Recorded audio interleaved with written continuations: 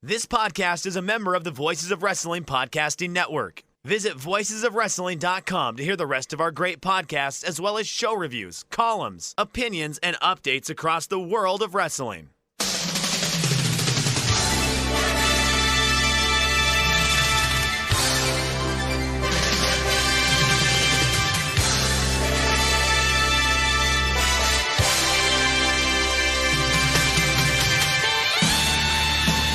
Hello everybody and welcome to the Super J-Cast. I'm Joel Abraham, joined by Damon McDonald. Damon, how are you? We are good. Day whatever it is of this little fun thing the whole world's going through. Everybody's going through it. I hope everybody is safe. Hope everybody's washing their hands and staying home and doing all the right things that we are being asked to do. It's inconvenient, yes. Is it troubling? Yes. It is safety first, right? We can put the pro wrestling on hold for a little bit, Joel, right? And get through this, and then there are brighter days ahead. We will all smile again one day. Talk to us about Yakuza, because I'm very envious of you getting to play that. It's cool. I definitely dig it. Yeah, I was on the fence, and it was on sale, and we had recommendations to that I might like that a little bit more. Which version are you playing, just so we're clear? Six. So I guess it would be one of the newest ones. I just kind of wanted the graphics. Like, I wanted it to look like I was just really wanted to walk around Tokyo, to be quite honest with you, just to get all the feels. And it is amazing. What I mean, I haven't gotten too deep into it. It's very story heavy in the beginning, at least. It felt like I was just sitting here watching a fucking movie for a long period of time. I wasn't really touching my controller at all. But it's cool, man. Once you get into that city, I mean, it's based off of Kobuchiko, is it? Which is the seedy part of Tokyo. And again, you can go into, the equivalent of like a Family Mart, and it looks the same, and you can buy food, and there's all kinds of seedy things, and you fight gangs, and so you could buy food. So can you purchase crisps and or strong zeros or some sort of game equivalent? Yeah, game equivalent. Yeah, so you can go to vending machines, and they have stuff that looks like that Pocari Sweat. It looks like a vending machine in Tokyo would. It is eerily similar. The Boss coffee, right? Yes, and then you can go into like a Family Mart or whatever the game calls it, and you can buy a bento box. You can buy onigiri. You can buy drinks. You can buy ramen. You're going to a Family Mart. It's unbelievable, and you kind of need it because you do have to feed. You do have to eat, and you do have to drink to maintain certain energy levels. So it's cool. So far, I'm loving it. I haven't played it in 2 days, but it's just been extremely busy at work. But yeah, I think that was a quality purchase. I'm definitely enjoying it. Tell me about maybe one moment, the highlight so far, where you've been to a place where you've been like, I know this place, I've been there, and it's brought back some nice memories for you. Part of the backstory, they give you a little bit of backstory to lead you into,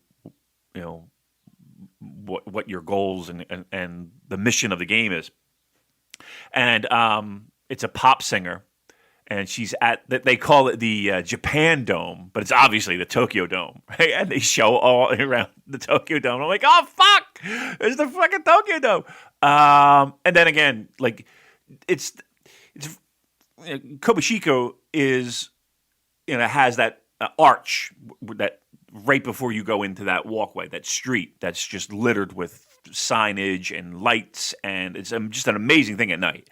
It truly is that that Japanese Tokyo.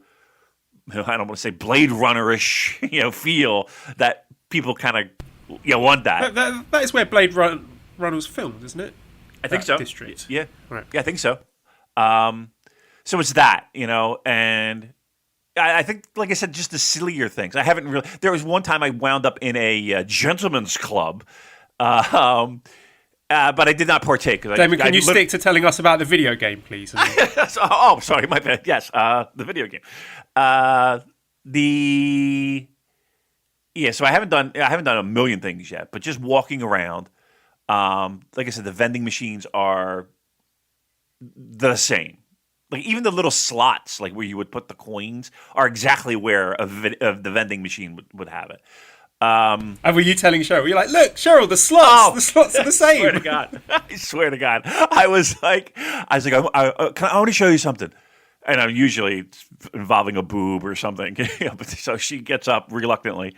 And I was like, I got this video game. And I said the best way to describe it is and again, I know it's not, but I just to kind of get from point A to point B, I was like, it's kind of like Grand Theft Auto, but the setting is Tokyo. And I showed her the first cutscene where he first goes back to Tokyo. And she's like, holy shit. She's like, can you walk around here? I was like, yeah, you can like walk around the street. So we walked around a little bit. She was impressed. She was just like, wow, holy shit. This is pretty great. So she's like, you're going to be here for days. I was like, yep. see you Wednesday. It's cool. I definitely like it so far. And I tell you what, like I said, the one thing that at the very least, I've gotten a new appreciation for video games. I've always liked video games, but I've never really jumped too hard in. But between this and Fire Pro Wrestling, I am so into the Fire Pro Wrestling with what they. I know you're not into the Fire Pro, Joel, but I'm amazed at the creations that some of these people make. Like they have this thing where you can customize body parts and heads, and the heads are so lifelike. Like they I sound like in Goodfellas. They look like the real thing. I've been organizing my rosters, making sure that my NWA guys are in my NWA folder, and my All Japan, and deleting all the women wrestlers. No, I have a few. I have quite a few. It's amazing how much detail these creators put in, and again, you can customize the ring. So again, you can get Noah's ring in 1990. You can get an exact replica. You can get Crockett's NWA ring for Great American. It's that kind of detail. Spectrum. One of my favorite rings is a Spectrum ring from the early '80s. But it's just like, okay, it's hitting all the nostalgia buttons. I paid somebody to make a Super J-Cast ring. It looks amazing. Love it. Play with it all the time. The ring mat has our logo. The turnbuckle pads have our logo on it. It's fucking cool. So you just need to commission someone to make you as a wrestler, because you love playing with yourself, don't you? I do. I love it. I'm stroking it. We should have a bell for dick jokes today, because there's nothing to talk about. Yeah, that was on the agenda. Like I said to you, just pulling back the curtain a bit, this is the first time in the history of the Super J-Cast where there's literally no news. There's nothing on my notepad file. And usually, even in like slow weeks, there's a few little tidbits, but I've just got fuck all here. So our plan was just to fill an hour and a half with dick jokes. And we've opened the floodgates now, so let's keep it up. Boom, there's another one. There's another one. Right. Don't want to limp behind. Yes. So again, video games are going smashingly so far during this pandemic. I like saying pandemic. I don't know why. I find it to be. I don't know. Did you ever think you'd be living in a pandemic?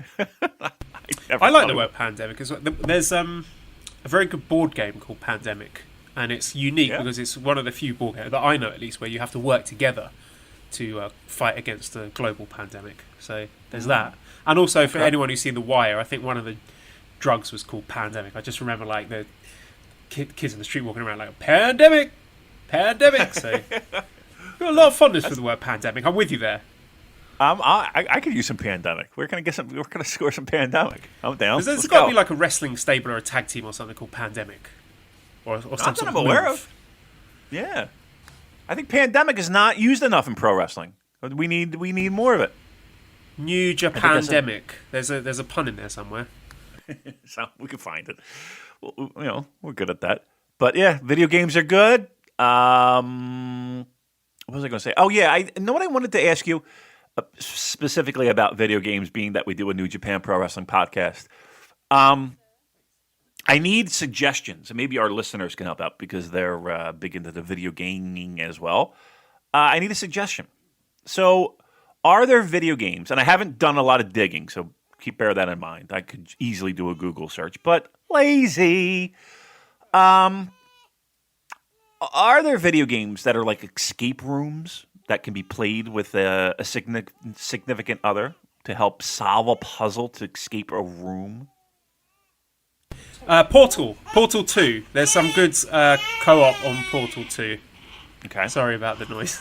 That's all right. We know that. Wait, listen. Valley just came up to me. She's holding the baby, and she's like, "I want to wash some clothes. Can you take the baby?" I was like, "Okay." Puts her in my arms, and like seconds later, she starts crying. So, it's a conspiracy. I think they both know, well, obviously Mally knows, but I think Esther knows as well that I'm trying to record. So she's just trying to fuck up the recording. But yeah, Portal 2. And listeners, if you have any suggestions as well, let us know. Yeah, let us know. I mean, again, more of a escape room kind of thing, kind of feel, but something that's not too difficult. Again, Cheryl's not what you would call Miss Gamer. She's not Ms. Gamer. So yeah, anything that is along those lines that would be helpful, or like games geared towards 6-year-olds apparently, because that's her wheelhouse. She likes those games where it's like you're a chef and you have to make a bunch of meals for people. I don't know. What did I marry? Jesus Christ Almighty! Yeah, I used to play one like that on the DX. Cooking Mama. Not like Cooking Mama. Okay, all right. We'll look for Cooking Mama. That's Mama who's so cooking. You're not cooking someone's mama. That would be horrible. That'd be terrible. So how's give everybody an update on life in the hotel. I know that is a big talking point and a big discussion point on our Discord and all avenues of the internet is how Joel's hanging out in the hotel. Give us an update, please. Exactly the same as it was last week. I've been watching a lot of Better Call Saul, which I'm enjoying as a Breaking Bad fan. The highlight of my day is when I sit down in the afternoon and have this Thai snack called Miang Kham, which is, I think they're betel leaves, so a little leaf, and then you make like a little parcel inside the leaf with some like kind of sweet coconut tamarind sauce, some dried coconut, bit of chili, dried shrimp, ginger, shallot, and lime, and it's delicious. It's so nice because you get this little sort of burst of all these different flavours in your mouth. So I sit there and I'm really geeky about it. I count the number of leaves they put in the packet and then I make calculations accordingly. So if there's like 20 leaves in the packet, then I'm cutting up my lime into 20 pieces to make sure that I'm going to get an even mouthful in each bite. So that's what's happened to my life. What a sad indictment on where I am now as a person. What else? I had Nashville hot chicken for the first time yesterday. That was great. Love that. Yeah. That's literally it. There is no other news. Just like New Japan. I got nothing for you. I'm sorry. Oh my. Oh no! I'll tell you one thing. That there's a bit of news for as far as my school goes. There is some talk to reopen the school May the 11th, which obviously I can't be a part of given that I'm not allowed in the country. So all of the teachers who are still in the city are going to have to like teach all the kids for us. And the principal was like, "Oh, you guys who are not in Shaman, you can figure out ways to help." And I'm sitting there like, "Yeah, of course. I'll think of something. Yeah, I'll support you guys. I'll help come up with ideas." And then, like behind the scenes, I'm like, holiday. Right. Would you, if instantly you could take what you have right now, or just drop right on in, everything's sorted, you're back home, what would you take? Oh yeah, I would definitely opt for going home rather than staying here because I miss my home, and like I've mentioned before, like it seems like life in Sharman is pretty much back to normal. So I just miss things like going to the park and going to my favourite little cafes and stuff. The small things that you take for granted that now when you're cooped up you really start to miss. What can you explain what exactly is the issue? Like, what the fuck is the problem getting you home? The main issue is China won't allow any foreigners to come in the country. It doesn't matter if they've got visas, work permits, whatever. No foreigners are allowed in. So that's the main one. And I'm still waiting for Esther's passport. When that comes, then I can hypothetically apply for her Chinese visa. Oh, and also wait for Mali's passport. Oh, and also there are no flights from Thailand to China, as far as I know. So quite a few obstacles in the way. So I'm not going anywhere anytime soon. So. Oh my goodness! All right, listen. Do you need anything? This is your time. No. Really stop. You need anything. This is the time to milk our audience for things, right? This is the time. If there's any, listen, we sat here and begged for people to buy our fucking T-shirts. We've sat here and begged for people to throw us a couple bucks. Let's have a little telethon. Let's have a little something for Joel. If you could have one thing that you don't have in your possession right now to get you through this, what would it be?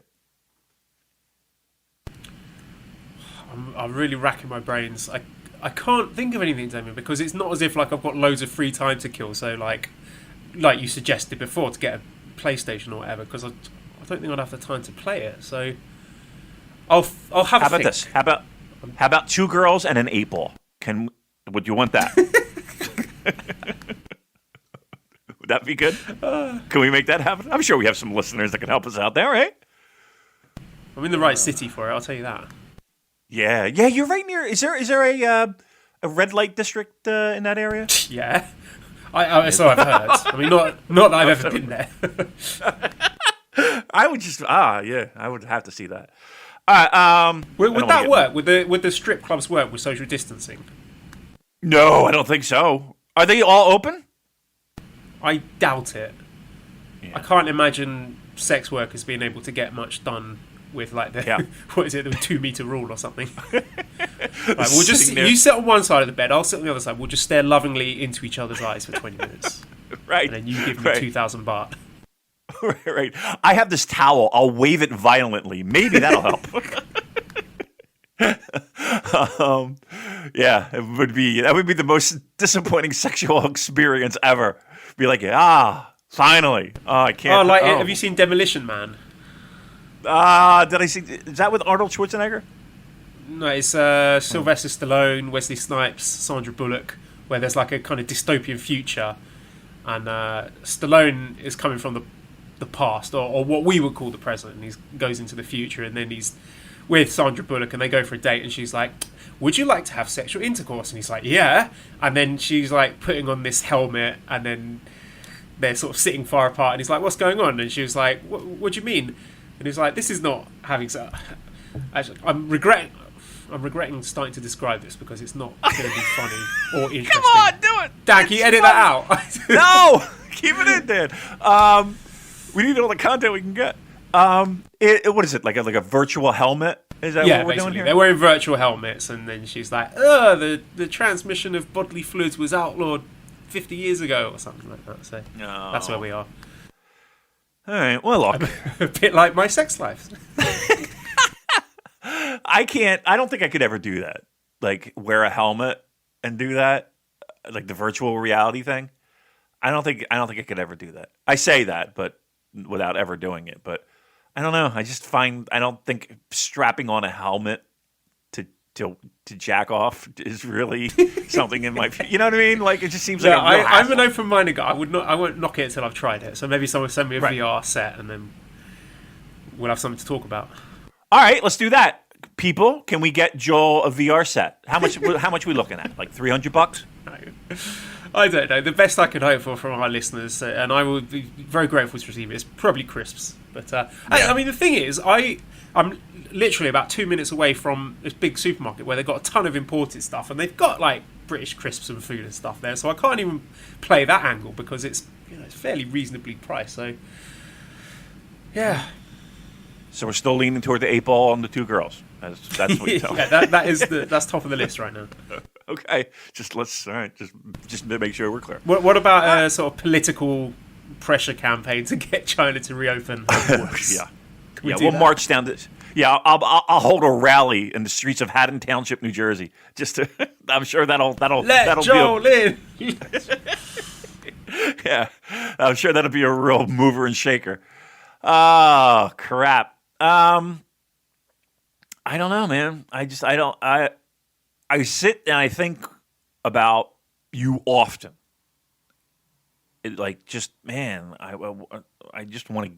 I would like the best news would be you shooting me a text and being, it's sorted. I'm on my way. Done. You know what I mean? Like that would be just such a relief. I don't know. I know that you do downplay it, and you're like, oh well, I got this and I got that, and I got. I don't know.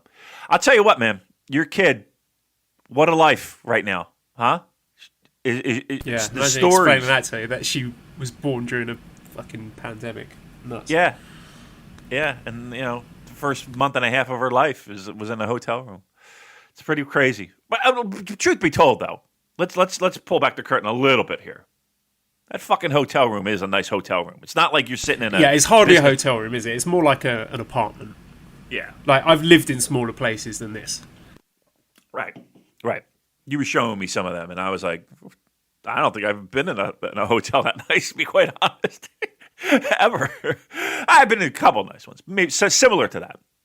But that's probably, like for me, the best hotel rooms I've ever been in, that's probably the room you're in. I think that what set me back was the jacuzzi spa in the living room and the the stripper pole. That was weird. Basically, if you picture that set for that all the Japanese pornos are the swimming pool, that's what my hotel room looks like. This is it. Okay, it's funny because every time I see a porn, I don't know if I told you this before, but like I look at like the furniture and I can tell which ones are from IKEA. Oh yeah, I know that's the Slurvagost. Yeah, I've got one of those at home. Right, I swear to God. I mean, look. Truth be told, pause it. Cheryl, come and look. Right, you know this picture. Put your dick back in your pants. There's like pictures and it's really the picture because I just remember this one print, and it's like 4 stones. It's like kind of like you would find in a beach, and it's grayish and white, and I just know it when I see it. And one time I saw it, I was like, I know that fucking you got that IKEA. Well, 2 guys are around this. I'm looking at the fucking print. I'm like, it's nice. I know that one. nice table lamp too. I know that one too. Porn. God bless you. Oh yeah, and I had to delete TikTok as I explained to you yesterday. I was. You were getting lots of advertisements. It wasn't. It's just like when you open it, it's got the For You like feed of suggested videos that the algorithm thinks that you will like, and mine was just like, for some reason, seemed to be like exclusively like women, Asian women. Wearing not many clothes, doing sexy dancing, and I was like, I've used this app like twice. How does it already know the kind of shit I like to look at? So I kept getting distracted, so I had to get rid of it in the end. It was too much. Yeah, too much boner material. Yeah, I hear you. I know it. Got a little baby now, Damon. I can't just whip it out like I used to. Should be scarred for life. Sure would. Don't do that. That would be terrible. Yeah, that's one thing that's considerably has dropped. Is that I've taken your advice a couple times, and it's worked. We've done all right. You sound a bit more chipper than you usually do. Yeah, that's what your problem was. You were just all clogged up down there, weren't you? I guess so. It's hard to feel sexy during a pandemic. I get it. But yeah, it's. I don't know. I do feel in a better mood this past couple of days. I don't know. I was having a conversation, and something kind of hit me hard in that they were talking about how there's when the world experiences things like this in a similar vein, there's always like if you were going to describe this would be a dark time, right? In the world's history. This would be a dark time. I think we could say that. But there's always, at the end of that, there's always something that is amazing that comes out of it. And I'll give you like maybe a terrible example, but I'll give you an example nonetheless. Like at the end of World War II, right? Nobody was thinking about, the Beatles, right? And nobody was thinking about the fucking, or Elvis or whatever the case may be. And yet those, like the Beatles were like the first generation to come out of England that didn't have to worry about bombs being dropped on their head. And I think that there's something to be said about that. And you look at all the times in the world where things have been sour. It almost always, there's always some color that comes out, bright color, that comes out at the end of that. So I don't know why, but that really got me optimistic, and it really got me, and I don't know, I might not even be alive for that to happen, let's be truthful, but I know that always happens. And I don't know, that really put me in a real comforting spot. And even in the short term, and even in our little world of pro wrestling and our little corner of that little corner, that there's going to be greatness that comes of this, in the sense of creativity and new thought and fresh ideas and excellence at their craft. Like, I'm excited for that. I'm excited for once we get through this, and we know we will get through this. Like, what is going to be at the end? What is going to be that vibrant color that might change the world and might change how we think and might change, I don't know, music or art or film or pro wrestling. That got me excited, and that may have. Look, I'm not going to lie to you, Joel. There are times where every day where it's like, you fall into that funk, and I guess you can't beat yourself up over it. I think that is an important thing, because it's going to happen, and it's going to happen a lot. Yeah, sorry to just jump in, but there's all these people like, oh, you should be using this time to learn a new skill and teach yourself this, and if you don't pick up all these new skills, then that's on you. You're a failure. It's like, fuck off. Be kind to yourself. This is a tough time. If you feel like you want to spend a day in bed watching YouTube videos of someone playing video games and eating junk food, then you fucking do it, because you deserve it, Yeah, I agree. I agree 100%. Like, just find your healthiest way to get through this. Now, again, there are people that thrive on, I'm going to do 5,000 burpees and Hindu squats and I'm going to do push-ups, and I'm going to do it, make sure the camera's on to make sure everyone can see me doing these. Okay, great. If that's what floats your boat, fine, whatever. That's what gets you through. But if you want to eat a fucking entire cake in your bed nude while watching fucking, I don't know, Game of Thrones, that's cool too. Find your groove. If you want to sit there and play drums to the wee hours of the night, do it. If you want to rewatch pro wrestling, do it.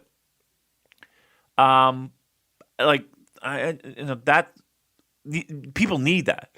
But yeah, it's going to happen. You're going to go through funks, but know that everybody else is too. And I think that's the important thing too. Like, because even Cheryl will be like, I'm feeling kind of blue about this. I'm not feeling great. Blah blah blah. And it's like, it's cool. Feel it, and then it'll pass. It always does. And just know that to expect it around the same time tomorrow. It's fine. I spent half my day yesterday doing. When I was a kid, I had these two VHS tapes. One was Where's Wally? I don't know if you know Where's Wally, or maybe Where's Waldo. I know Where's Waldo, yeah. Sure. Right. Yep. And a Super Mario Brothers cartoon. So I had these two VHS tapes, and I've watched them so many times. And for some reason, I ended up searching for them on YouTube, and I found them. And so I was just watching like these fucking kids' cartoons for half a day, and I felt good afterwards. So yeah, just listen to yourself and be kind to yourself, and it's all about surviving, isn't it? We're gonna get through this, but you got to ride out those waves, and when you're feeling down, look after yourself. 100%. Excellently said. Let's talk pro wrestling. I have a couple things I want to talk to you about, and I want our listeners to. I feel like the obligatory weekly question about the state of these shows, particularly the US shows, just get it out of the way. Daryl Sultana says, with the pre-sale of MSG show delayed once already, do we see it delayed / cancelled altogether soon? So, what's your feelings on this at the moment? I'm going to be truthful, and I hate to come back from an upbeat number trying to get everybody's positive thoughts and everybody, come on, you can get through it. Just do what you got to do. Joe, I would be shocked if Madison Square Garden happens. And I think a lot of people have it in the back of their mind. And correct me if I'm wrong, but I don't even think they announced this. But wasn't there supposed to be something in Chicago that they were going to announce? And I might be letting the cat out of the bag on that one. But I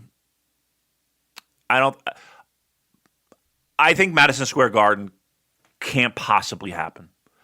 I think it would be irresponsible of the company to move forward in something like that right now. Can I jump in with another question, with an alternative here? Yeah. Mark on the Discord says, would New Japan have to hope for a forced cancellation by city or state for Wrestle Dynasty like the Collective and WrestleCon tried to wait for, or do they have a different type of situation? So that I don't know. How's this play out? Yeah, I don't know. I mean, I don't know what kind. I don't know if there's a deposit that they have to put down to hold the date or what that involves. No tickets went on sale, so it's not like they have to refund anything from that perspective.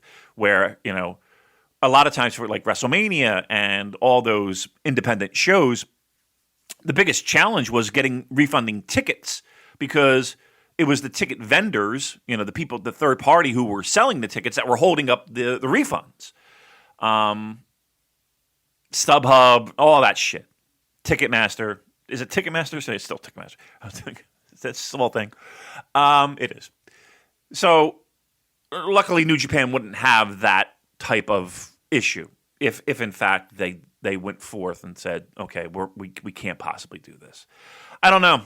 Like the good news is that New Japan Pro Wrestling has been very proactive. It feels like in getting ahead of it and being realistic and being logical and looking at the data and looking at the information and saying, okay, we can't possibly run shows in Japan.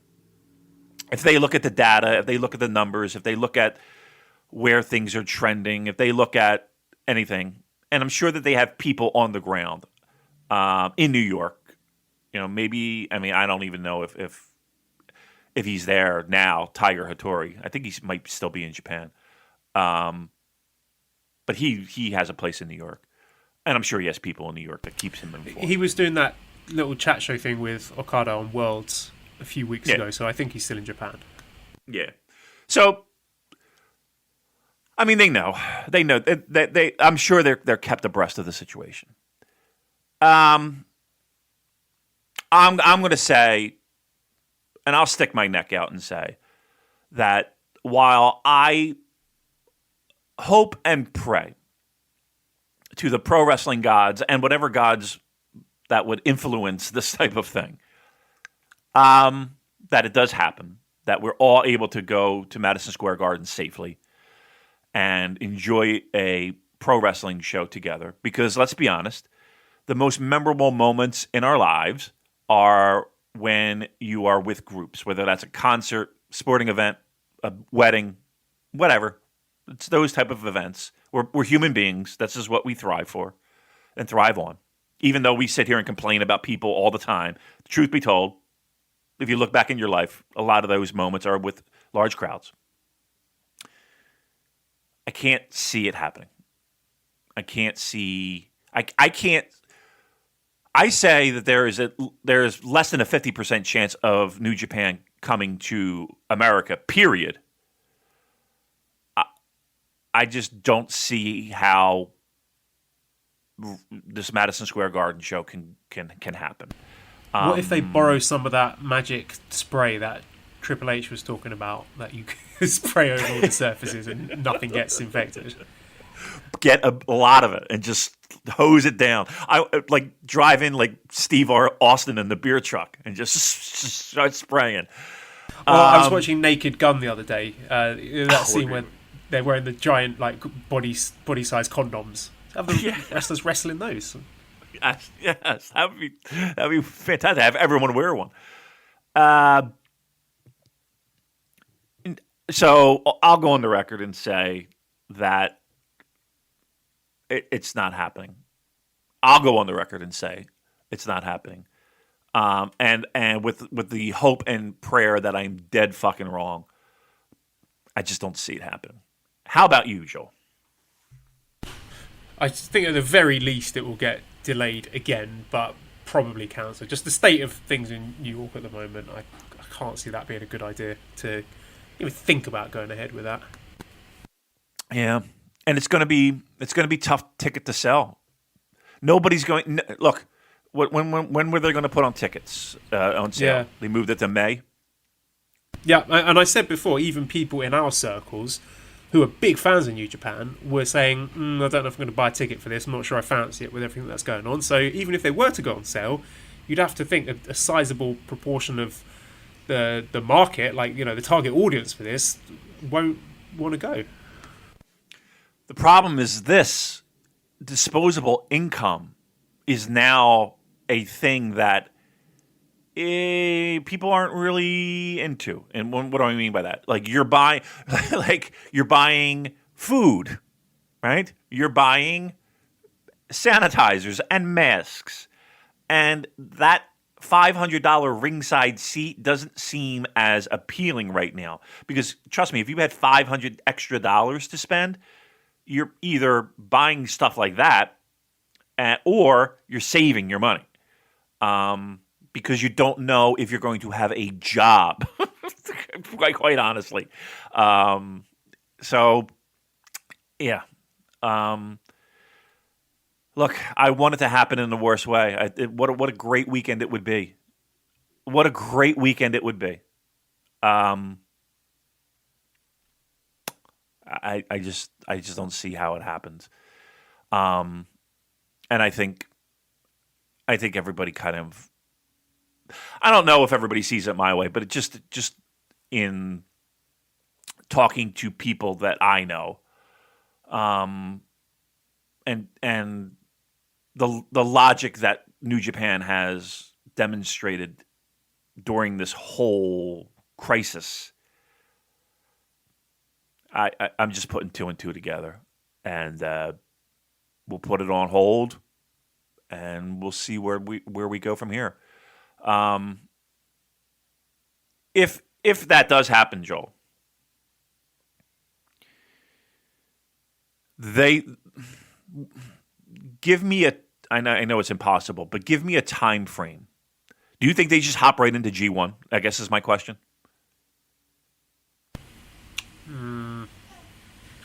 I was wondering about that, if they would shuffle things around. Like, for example, if they're back by then and they're facing the World Tag League, I wonder if they scrap might think, the World Tag League. Scrap that and replace that with Best of the Super Juniors. That's a great idea, actually. That is a great idea. I mean, if we're back and we're running, this autumn time would be G1, Best of the Super Juniors. And then you could do Best of the Super Juniors, winner gets the junior shot at Wrestle Kingdom or whatever. Unbelievable that. So, all right, let's do this. Being that we're all over the place and it's one of those shows. So if that's the case, if they come back, G1, Best of the Super Junior.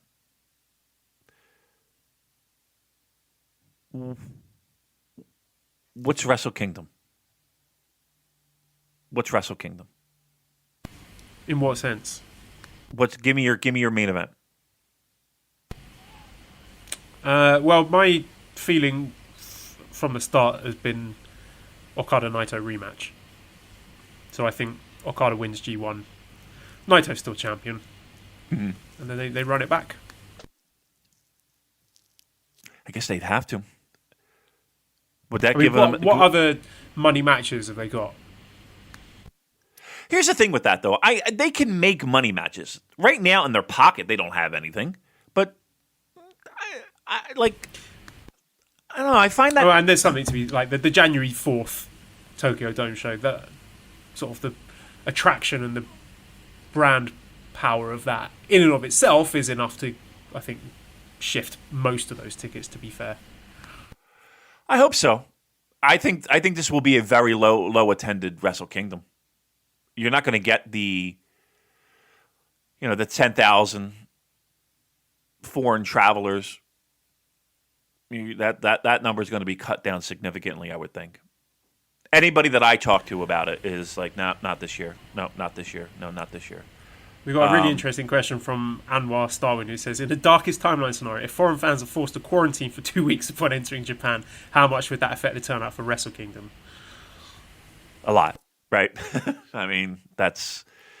Nobody... Look, I'm not going on a fucking airplane for 14 hours in a recycled fucking air tube for 14 hours. I don't care what... I don't give a shit what disinfectant, everything.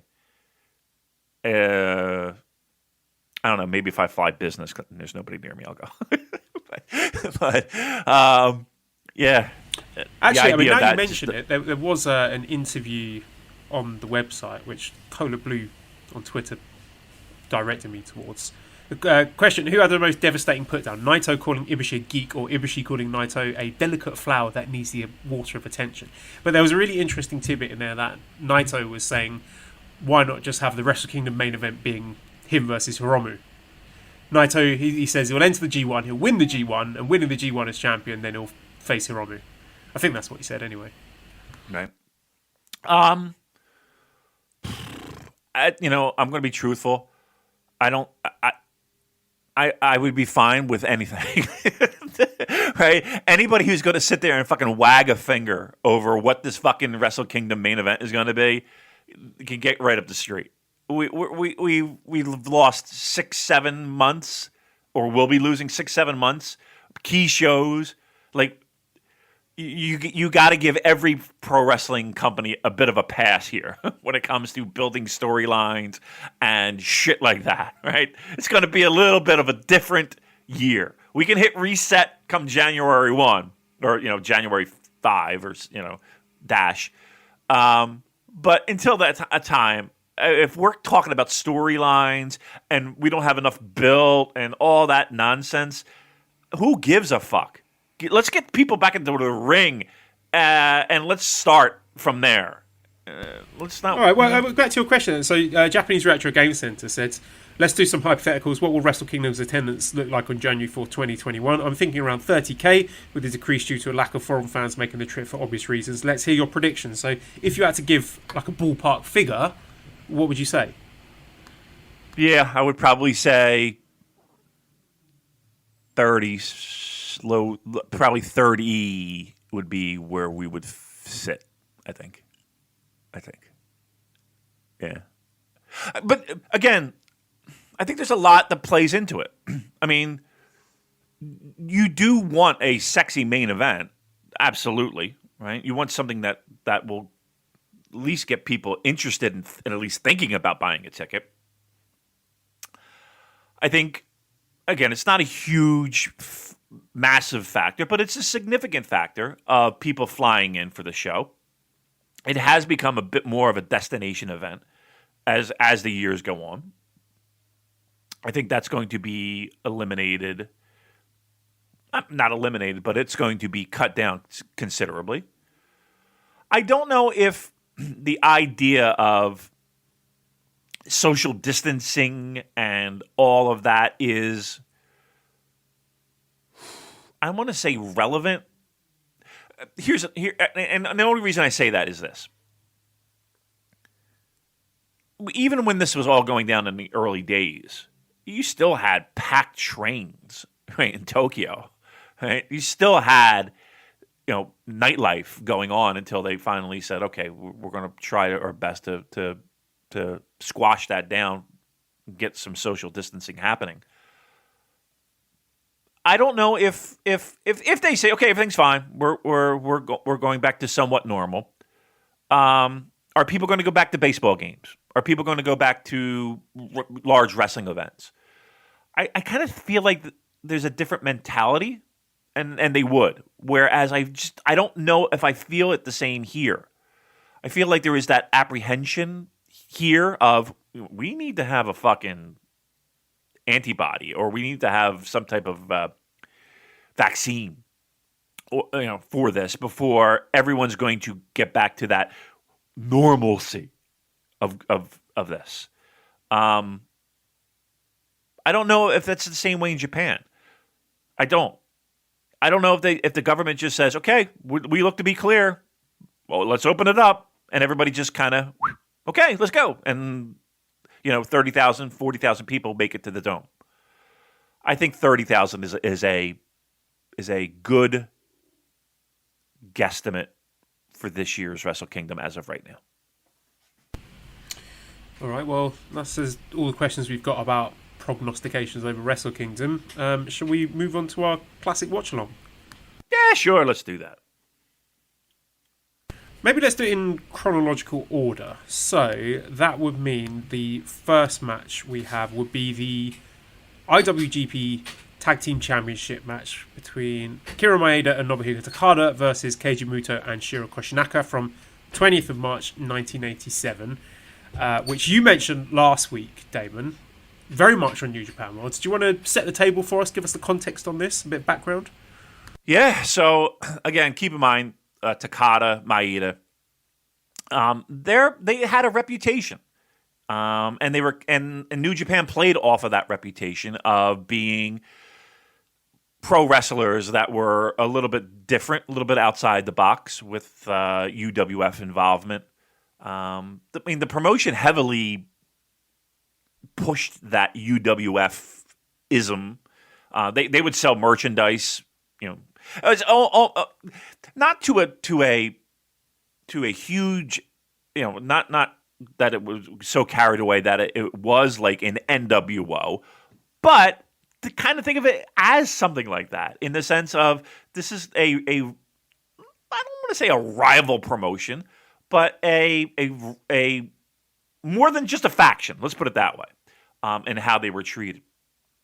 I love this tag team so much, and if you look at the bodies that are in that ring, Shiro Koshinaka had a pretty good run, and there were times where he was upper mid card, and there were times where he would challenge for titles. So it's not like he wasn't a main player and a main piece of New Japan for many years. Wasn't like a top guy, but always a nice in the mix. And then you have Keiji Mutoh, who goes on to be arguably their top star in the 90s. And these two other guys who changed the course of pro wrestling, and dare I say, MMA. Like, if it wasn't for that fucking shoot kick, let's be very truthful here. If it wasn't for that fucking selfish shoot kick by Maeda on Choshu in 1987, we wouldn't have the second version of UWF that blew up. For the uninitiated, could you just summarize that for us? Yeah. So again, they always had a bit of a tough guy reputation, like a shooter reputation in New Japan.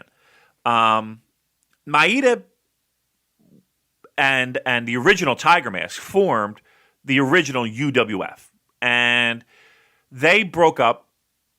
A lot of it had to do with stylistic things, where Sayama and wanted to do one thing, and Maeda kind of wanted to do another thing, and then there was also finances and all that stuff. So that fell apart. Maeda comes back. And again, has this reputation of being this fucking tough guy. Like there's stuff online, the Andre the Giant shoot where it was just Maeda kicking the fuck out of Andre in his legs, and Inoki has to come out and stop the match and shit. That's online. So he always had this bit of a rep.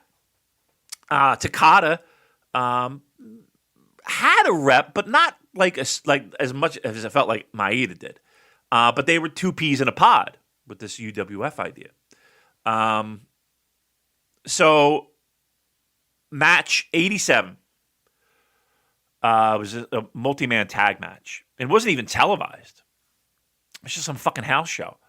And Riki Choshu it was just tense the whole match. And even the crowd really got behind Maeda just because he had this shooter rep. It was a weird thing. Like they almost egged it on, it felt like. Choshu has, I couldn't even tell you who it was, in the Scorpion Deathlock. And Maeda comes in to break up the fall and just belts him right across the eye with a kick. Choshu goes down, covers his face. He got fucked up. And then the whole match kind of disintegrates. And Choshu wants to get back at Maeda to kick his fucking ass, or at least try to. Match breaks down. This is all like on a handheld. Somebody videotaped it. So Maeda gets suspended. This is toward the end of the year of 87. And it was a weird time because at the end of the year, keep in mind, they had that Sumo Hall show where they build up to Choshu and Inoki. That got all fucked up, and that's where Vader debuted, and everybody hated it, and there was a riot in the fucking building, and they tore down Sumo Hall. They were started to light the fucking building on fire because of the fuck job finish that they were presented. And Choshu was starting to get a little bit, I'm going to say non-pushed, but it was just, you could tell he was getting pushed aside for this Vader thing in 88. Anywho, Maeda forms, he's suspended, but then he winds up, they don't renew his contract. It was him and Yamasaki. They all formed UWF the second time around, and it blew up. I mean, they were selling out Tokyo Domes, buildings for this shoot style kind of pro wrestling. That, turned into UWFI, which then turned into, you could argue Pride, right? Which turned into a big fucking thing, MMA, in Japan. So I remember one person tweeting out, like MMA started with Maeda and Sayama, not a bunch of pajama wearing Brazilians. I just remember that tweet. So funny. But yeah, I just gave you the history of Japanese pro wrestling in 10 minutes, but yeah, that was it. And I know we're talking about this match in particular, this title match. So again, this was Korakuen Hall. And crowd was red hot, even though they loved Takada and Maeda. They always felt like, root for the underdogs. And that's what they got here with Muta and Koshinaka. They fought back and forth a few times. And again, you're getting Muta before he's, knees are banged up. And this is pre-excursion to Florida, WCW, turning into the Great Muta. This is before that. It feels like you got all these guys at their peak. Takada, I fucking love Takada. And if you like kicks, if you like spots where they sit and exchange elbows and shots to the chest to kind of, your strongman spots, imagine that with kicks. Right? That's what Maeda and Takada brought to the table. They remind me a bit of Red Dragon. I'm sure Red Dragon were influenced by them, but just sort of the style, the kind of hybrid MMA, sort of, and the kickboxing and all that stuff. It just reminded me of Bobby Fish and Kyle O'Reilly. Yeah, everything looked strong. Everything looked snug. Nothing looked weak. And the thing about it is that Maeda is really a big dude, like super tall. He's just a monster. So yeah, I mean, I love all these series of matches. Again, I've been going back and watching 87, and I'm kind of getting into 88 now. And yeah, the heat in the building. I think the match itself is pretty great. Yeah, I just think, like I said, watching back 87, this match stuck out like a sore thumb to me of being, what a great moment, what a great time. All the talent that's in the ring, all of them at arguably some of the peak physically. The heat in the building, the title change. I was totally into this one. Yeah, I noticed, I was quite surprised as well, just huge Koshinaka chants. The crowd really seemed to love him at Korakuen. And yeah, just like you said, the kicks when Takada throws that huge head kick near the start, I love that. Just really dangerous looking kicks in general. And then, like when they actually engage for the first time, Takada nearly just rips his arm off. And I also thought like the Koshinaka and Maeda exchanges were really great. Like there was a bit where there was a jumping hip attack into a German suplex and the chops, really, really meaty stuff. And I just enjoy the moments where they abandon all the fancy shit and just start kicking lumps out of each other. So, Koshinaki was a really great babyface in peril. Crowd really into him. And then there's that moment he nearly gets the inside cradle, and then there was a backslide after that, and you could hear all the women screaming. It's just like, you know, that sound that we associate with like John Cena in the WWE in the mid-2000s. But yeah, definitely getting vibes of that here. And just a really like breathless, frenetic pace and sense of urgency. And again, it's just there's something about this era and pile drivers. A double team pile drive was just a transition spot with zero reaction from the crowd, which I thought was wild. And I thought in the finish it was quite unusual that they repeated the inside cradle spot for the win. But yeah, like you, I mean, this match is really making me like Takada. It almost reminds me a bit of Shibata, getting those sort of vibes from him, and I want to see more of him. So I'd like to do another Takada match at some point. Maybe I've heard the Hashimoto match is supposed to be really good, but I want to pencil that in for a future watch along. Yep, any of them. I would share my entire 87 catalog with you. There's a match with Maeda and Masa Saito that turns into a bit of a bloodbath, which was pretty cool. I mean, there's stuff with Fujinami that is pretty great. 87 is one of my favorite years. And here's the thing. 87 is one of my favorite years, Joel. But even then, there's stuff that you're left fucking with your head scratching over booking, right? Like they had this Fujinami Inoki feud that they were building for it felt like months, and then they just fucking dropped it. Like they never had the singles match. They never like carried it through. They never it was baffling and frustrating. Yet 87 was one of my favorite years of all time. So, like, when people complain about booking and complain about, I mean, I'm going to be honest with you.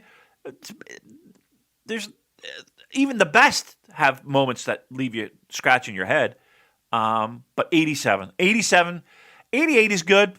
Again, we're getting into more Vader stuff. But I love 87 had the stuff at Sumo, the Midsummer Night Dream shows. Great. Yeah. I'll definitely help you out there. Definitely look into Takada. I think that tag team is in my top 3 favorite tag teams of all time. Absolutely. And the next match we looked at chronologically was the IWGP Championship match between Yuji Nagata and Manabu Nakanishi from the 9th of March 2003. So,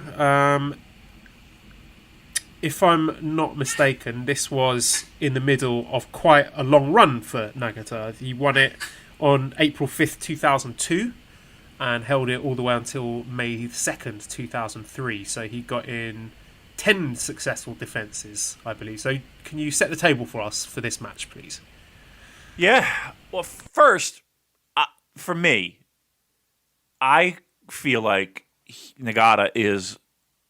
People throw around underrated a lot, right? And I really feel like fans today don't get a full sense of Yuji Nagata. And only because he, as New Japan's popularity across the world grew, him, physically and his career declined. So they were on polar opposite slopes. He's had some fucking pretty amazing matches. I don't know if this is one of the greatest matches he's ever been in, but he's been in some fucking great matches. And that run is pretty tremendous. Am I right in saying he was hamstrung by the quote-unquote Inokiism? The fact that Inoki expected his top stars to be legit fighters. So he was thrown to the wolves and had his first 2 MMA fights were against Fedor Emelianenko and Mirko Cro Cop, who are like 2 of the greatest heavyweights in the whole history of the sport. So if it weren't for that, then he could have been a much bigger star. He was treated somewhat unfairly. Would that be fair to say? I think so. I mean, I don't think anybody would dispute that. And I get what the thought process was, because let's be truthful. Pro wrestling really wasn't the cool thing at that time. It really wasn't. And the idea this was like the big Kakatogi boom, and everyone in Japan is excited by like Pride. That was sort of kicking off at that point. Right. And they wanted to kind of grab that. And that's always been like, so Inoki to me felt like a guy that always wanted a piece of that pie. Like he always wanted pro wrestling to be that. I mean, proof's in the pudding with all of his mixed martial arts matches with, all these different fighting styles and boxers and you name it. He wanted to be, viewed as the king of sport, and as the king of sport, the king of that king of sport.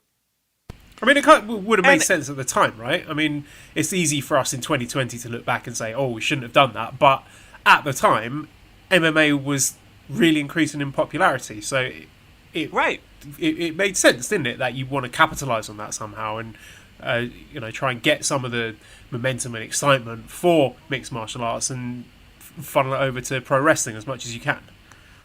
Absolutely. I mean, you can't fault the guy for wanting that. Now, he's always wanted that, and now it's at a point where it's booming, and he doesn't feel like he has the biggest piece of that, right? Imagine you're Antonio Inoki, and you spent the entire duration of New Japan Pro Wrestling to that point of establishing their pro wrestlers as what MMA is doing in a relatively short amount of time. You kind of feel like, well, what the fuck? This should be us. So there probably was a little bit of shoehorning in their pro wrestlers to partake in MMA stuff that, quite honestly, they probably shouldn't have.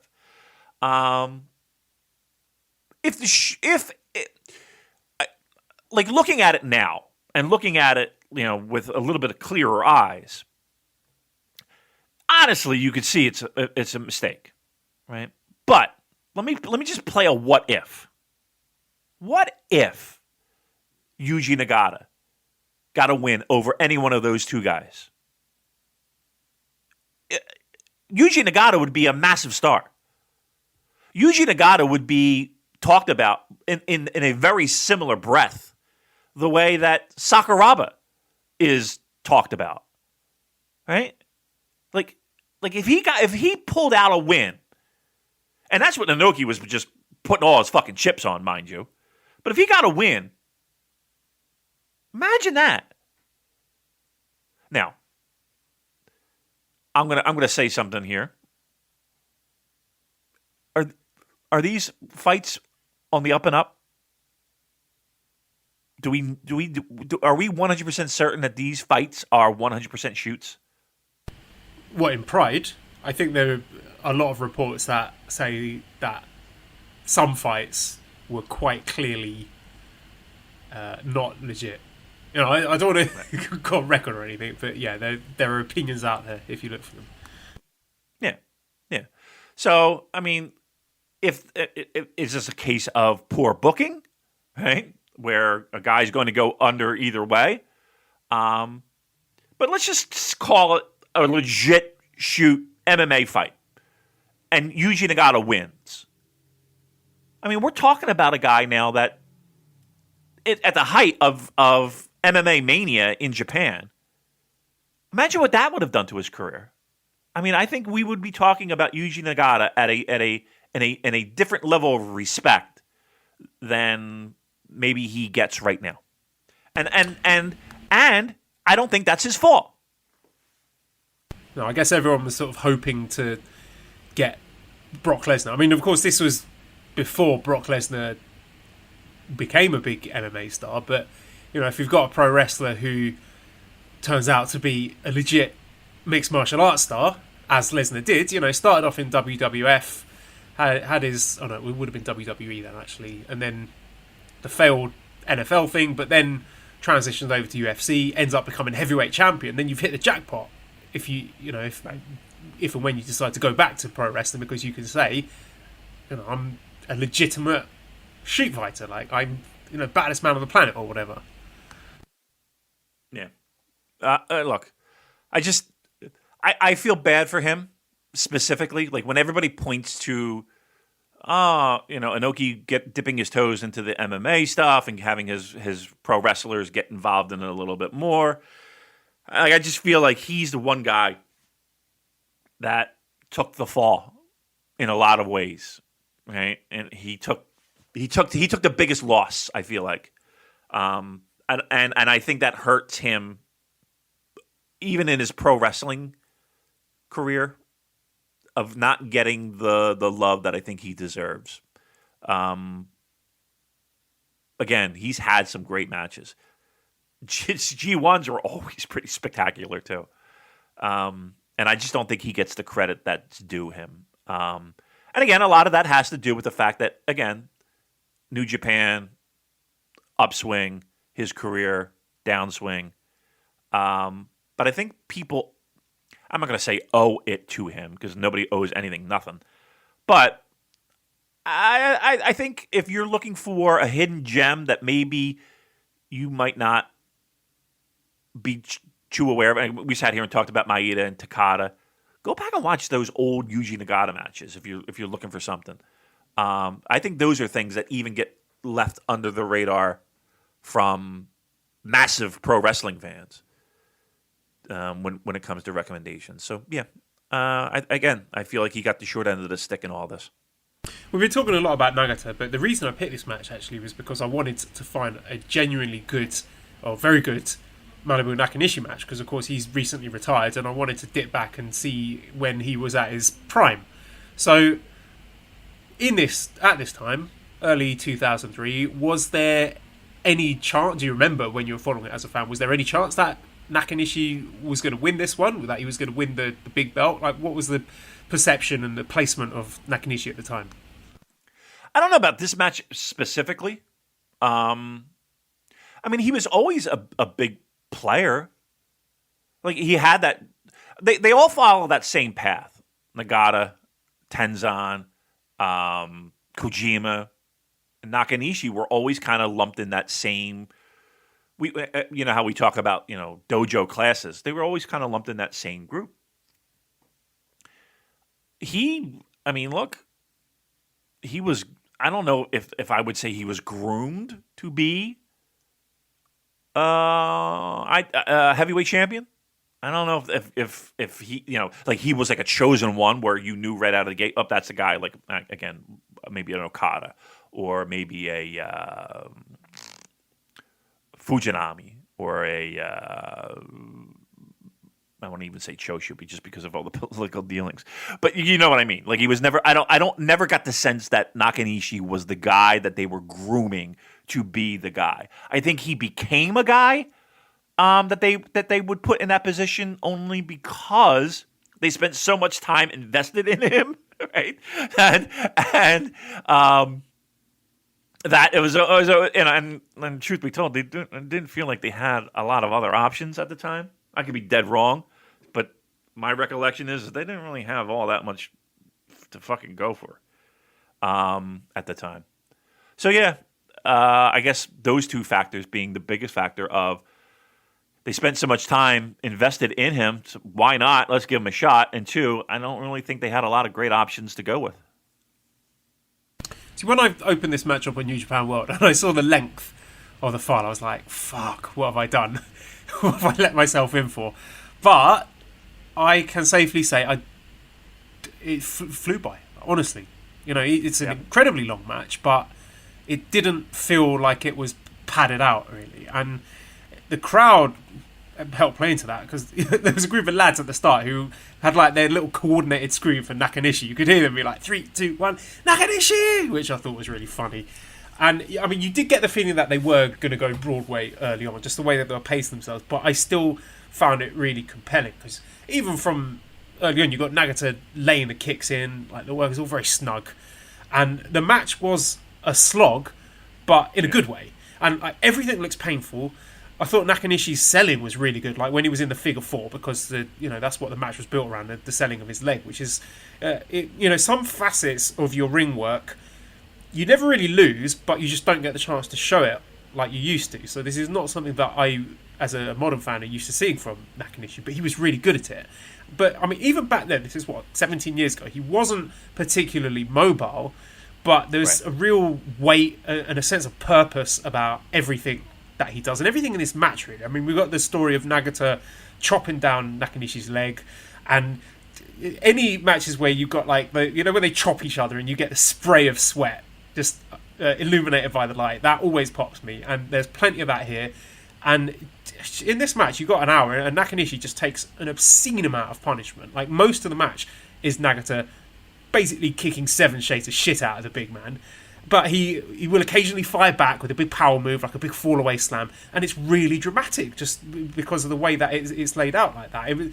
There's a Simpsons episode where Homer becomes a boxer, and like he wins his matches because he absorbs so much punishment that his opponent gets tired and he's able to knock them out. So, and actually, for all I say about Nakanishi's lack of mobility, his ability to bump is spot on, and a lot of the match is him desperately trying to weather the storm and stay on his feet while Nagata's laying into him. But in those choice moments where Nagata, like, for example, takes one of his legs out, he goes absolutely flying. And it just looks tremendous to see such a big guy crash and burn like that. So I was surprised, like, how much babyface energy there was for a big lad like Nakanishi. And there were just great dramatic peaks, like the top rope flying lariat, which gets a huge crowd response. Again, just because of the pacing and the structure of the match. And as we got towards the end, it had like a similar energy to a big UFC title fight that goes deep into the championship rounds, where both guys have beaten the hell out of each other, like Rory McDonald against Lawler, or Shogun versus Henderson, matches like that. And you're not getting any thrilling, high-flying or fancy moves, but just an absolute dogfight between two pros who are given no quarter. And like even late into the match, when the crowd are fully behind Nakanishi and chanting his name, and they're desperate for him not to tap out to Nagata's wide array arsenal of nasty submissions, and you see him like frenetically elbowing his way out of a backdrop driver hold, and it's like the expression of panic on Nakanishi's face really sells that sense of danger. And then every bit of offense that he gets in is like it's seized upon, it's celebrated by the crowd, who just seem desperate for him to win. Like, for example, there was a bit where he gets a rear waistlock, and the crowd are just losing their minds because they think there's a big suplex coming. And in the closing stretch, you always get this with the matches that sort of approach the time limit, that buzz from the crowds, that sense of excitement, and you get this sort of kind of fever pitch of noise. And like Nakanishi's going for the cheeky little inside cradle, the roof's about to come off, and then there's the German suplex feint into the roll up, and he's just like desperately trying to think, I've got 5 seconds left. What can I do to get the win out with the seconds ticking away on the clock? And he goes for the scoop slam, and then the bell goes. I just thought it was incredibly dramatic, and I was just so impressed with this match, even though it was an hour long. I loved it. I thought it was terrific. Wow. Yeah, you definitely liked it a lot more than I did. I liked the match. And I guess this might be me to a fault. And I'll ask you this, because I don't see that it does, but I'll ask you. Is this a match that holds up? And I'll say this. Is this a match that holds up with matches that were great before it? Or is this a match that is that holds up to matches after it. Like, could you plop this match on a modern day New Japan show, and do you think it would fit? Do you think it would be, would we be raving about it? And do you think that it matches before, maybe some classic matches that you watched before, do you think that those matches outperformed this match? I think it's a question of your expectations going in it, because maybe for a contemporary audience who were used to watching, big heavyweight mixed martial arts fight, this might have tickled that itch, And if you go into it and you know what to expect from Nagata, you know what to expect from Nakanishi, this is about as good as you could hope for an hour-long match between them. I don't think you would have something like that these days, because if you're going to go Broadway with a big New Japan match, then it's usually an athletic spectacle where, it's guys like Okada and Omega, where they can do, a little bit of everything, some high flying, maybe a table spot here, and it's not just two big dudes just like beating the crap out of each other in the middle of the ring. So I'm not sure it would hold up with a modern audience, but I kind of feel that at the time it would have been exciting for me to watch. Yeah. To me, like as a comparison, that tag match, I really feel like you could put that tag match and you could put it on World Tag League this year, and it would fit absolutely perfectly. And again, this is a match from 1987, right? Whereas this match, I don't know if I could say the same. And I really feel like it encapsulates an absolute style and moment of pro wrestling. Like how like when you hear 80s music and it's like, that's definitely 80s music. The drums, the synths, yep, okay, that's an 80s tune. Or even, that's a 90s song, the grungy guitar. But like that is the epitome of early 2000 pro wrestling, Japanese pro wrestling anyway. Like the big men, maybe not as mobile, the beefiness, the MMA influence. I'll tell you what, I never expected an hour, right? That's one thing for sure.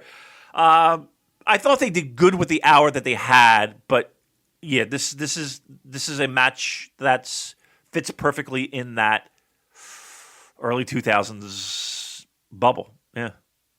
I think with this style of match these days, you do get this kind of match, but it's like a never open weight title fight, and it's like 20, maybe 25 minutes. Right. You wouldn't get an hour of this. Right. I think an hour is a little bit of an overkill. Yeah, I would agree. All right, there you go. What did you think? Give me a scale of 1 to 10 of your enjoyment on this match particular.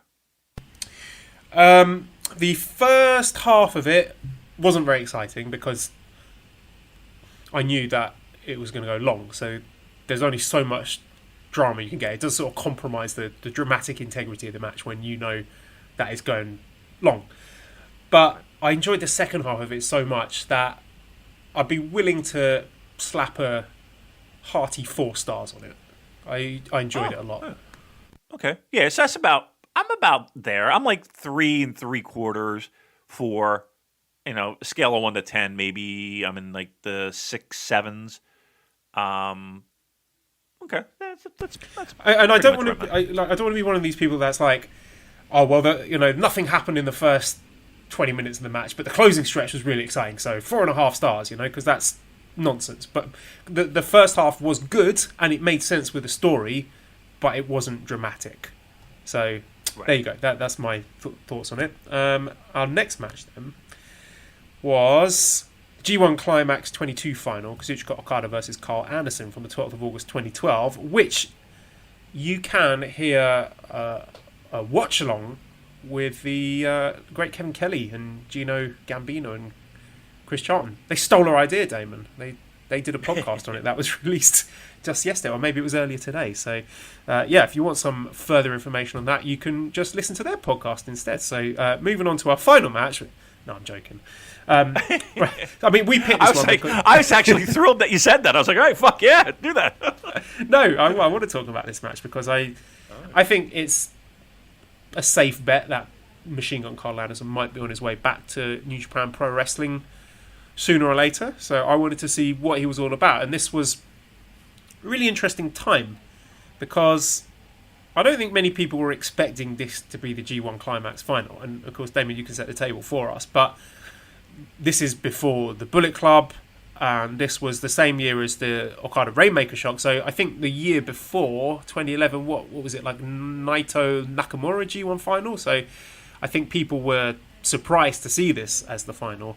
And Karl Anderson is in a very interesting spot. I mean, this is a huge opportunity for him. So give us a feel for where Anderson was in the pecking order at the time and what fans thought of him. To me, he was middle of the card guy. I don't know if there was no indication that he was going to do as well as he did, but to me there really wasn't a great like it wasn't like you were going into G1 thinking Karl Anderson's the guy, right? With that being said, his performance, you could say, any other year after that, it's like, okay, he's a main player now. I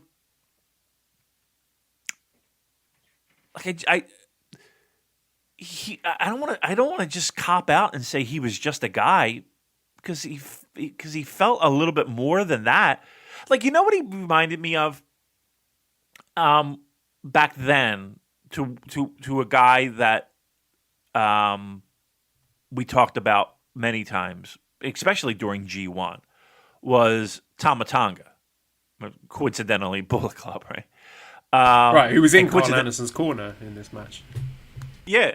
Like, when we would always talk about Tama Tonga being in G1 and how well he could do and how he should get a shot, and even in New Japan Cup, like, that was a lot of talk of like, Karl Anderson.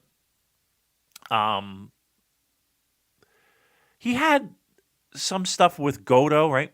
He had, refresh my memory, he had some Tag League. They won Tag League that year, 2012, as Sword and Guns. Yeah. He's not underrated, but all right, so to answer the question, going into G1, at least no one that I talked to anyway, was like, okay, he's the guy that's going to do it. But then he was collecting wins. To me, this is... I mean, looking at this G1 block that he's in, Yujiro Takahashi, Toriano, Naomichi Marufuji, Satoshi Kojima, Minoru Suzuki, Yuji Nagata, Shelton Benjamin, Hiroshi Tanahashi. I mean, he's winning this block over some pretty big names, like I said, Tanahashi, Nagata, Suzuki, Kojima. It's not nobodies that he's beating on his way to get there. Right. I mean, they announced those blocks.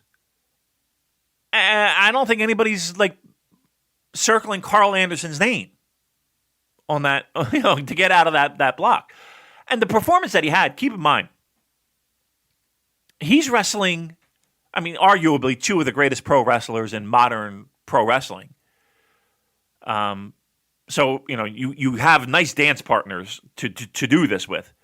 And this was back in the day when it was on the same night. So it's not like it is now where you get the A block and B block finals on the separate day to the final. So earlier on that day, Karl Anderson, well, I say earlier in the day, I mean, it would have been, shortly before the intermission, Karl Anderson wrestling Tanahashi and managing to get a win over him. Right, which is a pretty great match in and itself. And I think that was the biggest shock, right? I mean, obviously him not winning, is would have put the cherry on top, mind you. But yeah, I don't think anybody sat there. I think he was one of those guys where it was like, okay, this is where he loses. Okay, this is where he loses. Okay, this is where, he's going to get point eliminated. Okay, and he constantly that didn't happen. And then when he had the chance, the winner of Tanahashi and Karl Anderson, taking on Okada, again, I don't think anybody... Again, it wasn't like we had a podcast, and it wasn't like I was jumping around online talking to a million people about it. But at least in the small little pocket of people that I knew that that was talking about this or that I would see, I don't remember Karl Anderson ever being the guy that they were like, okay, he's going to win, right? I think everybody thought it was going to be Tanahashi and Okada. I think this is Karl Anderson's crowning achievement in New Japan Pro Wrestling. I really do. Did you get a feel after this, like, oh, this guy was so successful in this match that he's going to be in line for a big push? Because it never really happened, did it? I mean, I guess you could point to the likes of Prince Devitt or AJ Styles coming into the company, and he kept getting sort of pushed back in the queue and stuck with the tag stuff. But, it seems like, okay, prior to this, he's a tag guy. So he's, wrestling with Giant Bernards in the Bad Intentions tag team. And then you watch this and you think, oh, he's going to break out and become a big singles star. But he doesn't. He just goes straight back to the tag stuff. So he's tagging with Goto. And then later he's the Guns and Gallows with Doc Gallows when Bullet Club is formed. So he never gets back to anywhere close to this level, does he? No, not really. I mean, and I don't know if what the reasoning behind that would be, and I don't know if that was a booking decision or a contract decision or what that would be. So I can't speak to that. But yeah, I mean, I guess looking back on it, you would think that there would be a little bit more of a singles push for the guy. Trying to think back if he's ever challenged for other titles,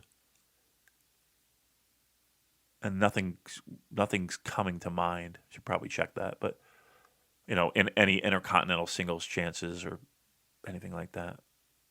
Yeah, I mean, look, the guy became pretty well known for being in the faction and being a tag team.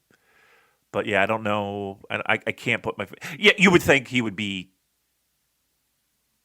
pigeonholed in a singles program for a long, long time after the G1 performance. But yeah, it doesn't necessarily feel like he's as known for that as opposed to his tag stuff. Yeah, because I was kind of getting Juice Robinson vibes from him. A guy who's been through the dojo and is becoming popular with domestic fans. But I mean, anyway, let's get into the match. So, like I said, Okada's coming off the back of the Rainmaker shock at New Beginning, so it was his first G1 as well, if I'm not mistaken. It was interesting to see Hiromu, Evil, and El Desperados, the Young Lions, in this.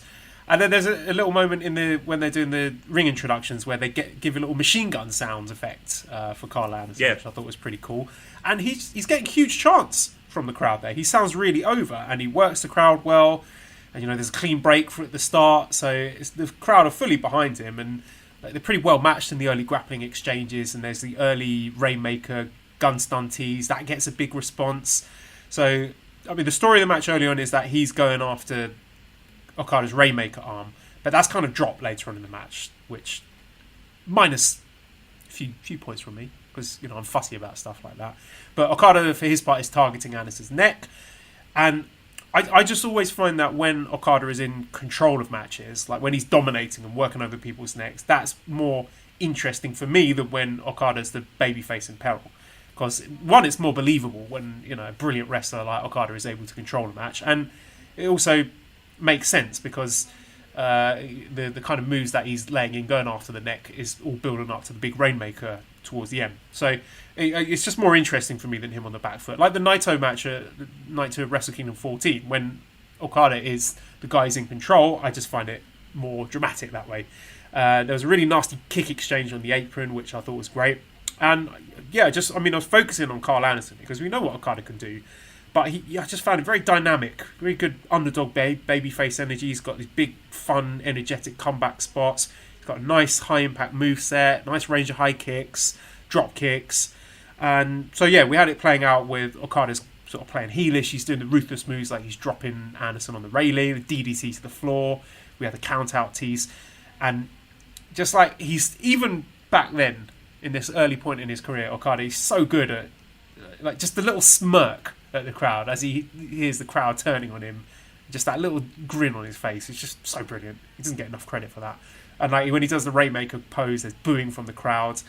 And I just also find it interesting to see how his moveset has evolved, because he's doing this sort of Jave, I don't know how to pronounce it. It's, influence moves like the Deep in Debt and Heavy Rain and stuff like that, which he's now dropped. And then we got into the closing stretch. Crowd were really into the near falls, and then Anderson does the Bernard driver, which is a little tribute to his previous tag team partner. And they've got the great reversal sequence, like the finisher dance, as we would call it now, at the end. I just thought it was a really, really exciting match. I enjoyed it a lot. And Okada ends up as the youngest G1 winner. And this is the first time it would lead on to be the Wrestle Kingdom title shot. So, really enjoyable match. And I don't expect Karl Anderson to come back to the company and be slotted into this point. But I would certainly be interested to see him have a little run as a singles wrestler. Because watching this match, I know it was 8 years ago, but I don't know how physically demanding his WWE run was. I know you work a lot more dates, but the actual in-ring stuff might not be as taxing. So I'll be interested to see where he's slotted in when he comes back. Yeah. I was while you were describing the match, I was like, you know what? I know that Karl Anderson had some singles matches, and I just couldn't remember. And looking back, he did. And they all seem to center around previous Dontaku shows, where he had matches with Nakamura in 2012, and then there's a contract. So he had a feud with Okada that led to him unsuccessfully challenging for Okada's Wrestle Kingdom 7 title shot contract. That was at King of Pro Wrestling. And then at Power Struggle, he challenged Nakamura for the Intercontinental Championship. So he has been involved in a little bit more higher profile title shot opportunities before forming Bullet Club. And again, keep in mind, Bullet Club was formed, theoretically, was him turning on Tanahashi when Bullet Club was formed. So I think he had a little bit more of a singles career than even we give him credit for. So there you go. And our final match on our watch along was in 2015. It was the Best of Super Juniors 22 final between Kushida and Kyle O'Reilly, 7th of June 2015. And this was the first time I've watched this match. Could you give us a context for both guys, Damon? I mean, Kushida, we know, we remember him, right? Here's a guy that was or at least he tried to be the ace of the junior division. And to me, one of my favorite juniors, and arguably the best junior there. Red Dragon, they had just come, I think it was that very year they came to New Japan for the first time.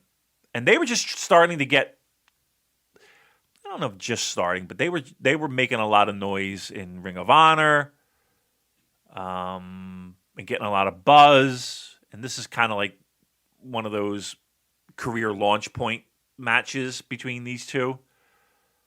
I think both of these guys are probably at their, if not peak, but really close to their peak. Awesome match. Seriously, I can't believe this is the first time you saw this match. I love both their style.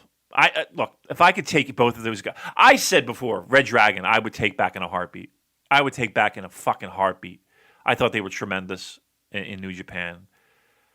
And even though we talk about Kushida a lot, and what else could you do with the guy? You know, you can't make him a heavy, or maybe have him challenge for the Never title was always a thought. I would take him back in a heartbeat too. I really would. I think he's a missing piece. So you put those two together, fucking magic. And they had a bunch of matches that were really good, and this was just one of them. Interestingly, I actually watched the Access TV version that was commentated by Jim Ross and Josh Barnett on commentary.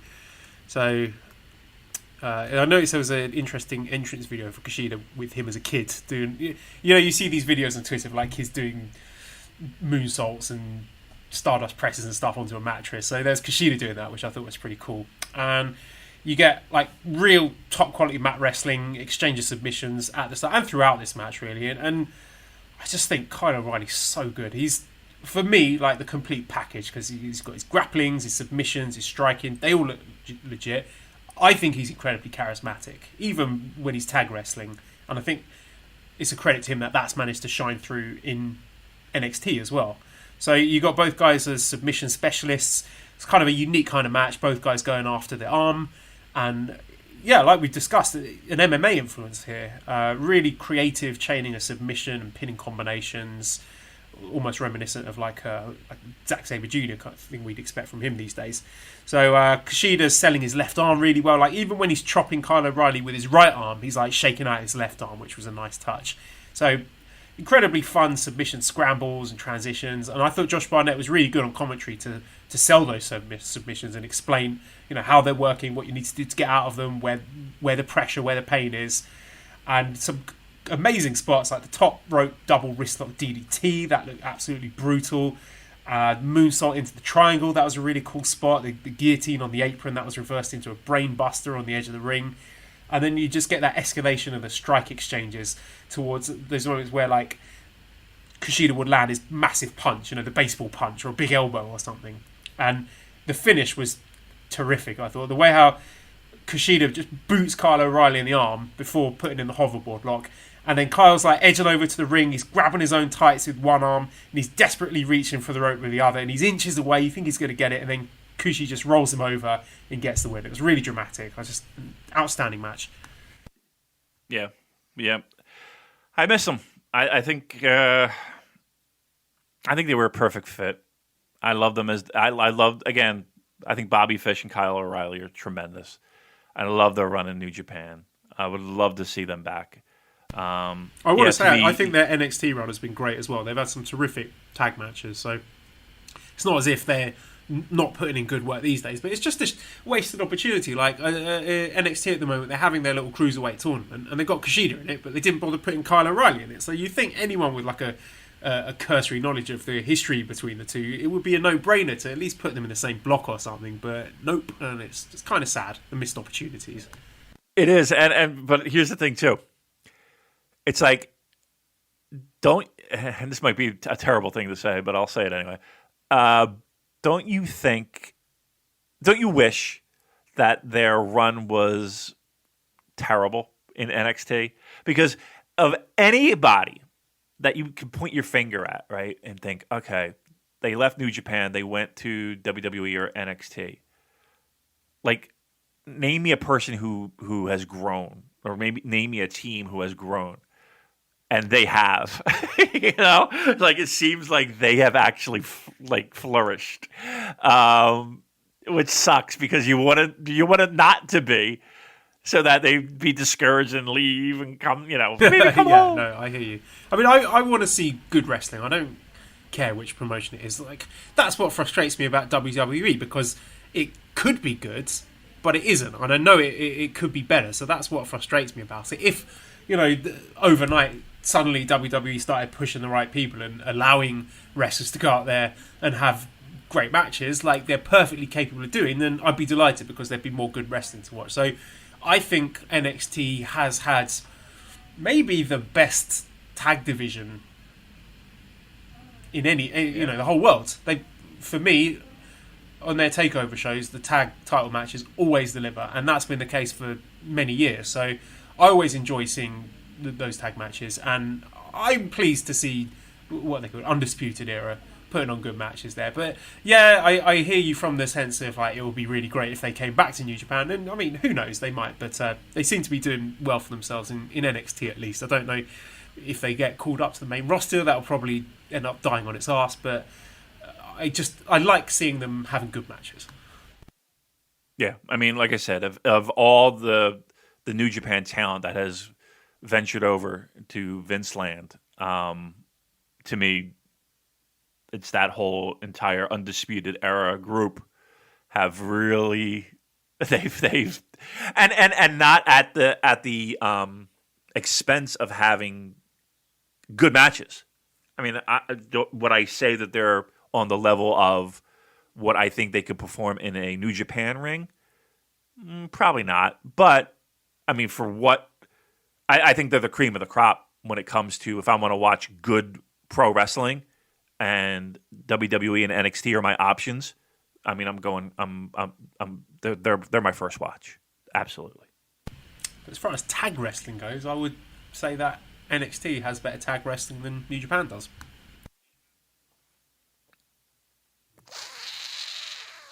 I mean, that might change. We were.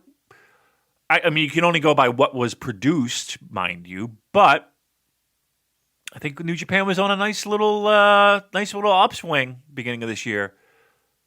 I mean, I love the idea of where they were going. That could have changed 2020. That could have changed. Tana. We were going to get Tana and Ibushi against Zack and Taichi. It's not fair, is it? No, it's not. And Juice and David Finlay, I would take. And again, you want to throw in God in that mix? I'm fine with that. And now, you got other teams that are out there in the mix that might be interesting to look at. I think tag team wrestling was going to be pretty exciting in 2020, but COVID-19. Let's dip into a few questions then before we go. Oh yeah, Manabu wants me to ask you. Are you familiar with the company Blue Bottle Coffee? Blue Bottle Coffee. I'm not. What? I believe it's a Japanese company. Does that sound weird to you? Like when you hear Blue Bottle Coffee, do you think of the insect, the blue bottle, the big fly? No, I do not. No, why? No. I don't know, because he wanted Where's me this to ask you that. I was chatting to him. I was like, have you got any questions for the show? And he's like, yeah, ask David about the Blue Bottle Coffee thing. I was like, okay, I was expecting a wrestling question, but there you go. All right, let's go. I don't know anything about Blue Bottle. No, I mean, what was I supposed to know? Is this a reference of something? No, like, if you were to say to me, Blue Bottle, do you have that in the States? Like, Blue Bottle is the name of a bug. The big fly. We do not have anything called a blue bottle. Maybe it's a British thing then. Yeah, we do not have that. All right. Well, there you go. There's your answer, Manabu.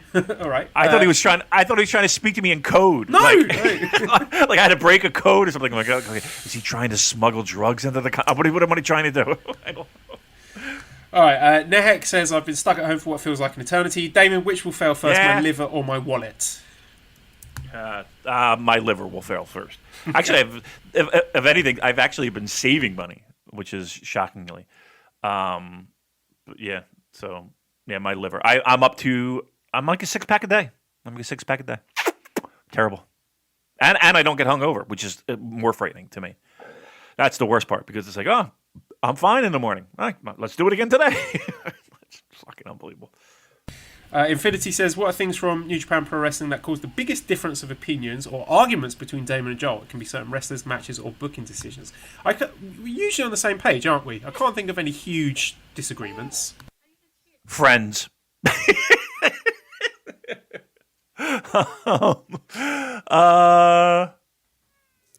No, I mean, wrestling-wise,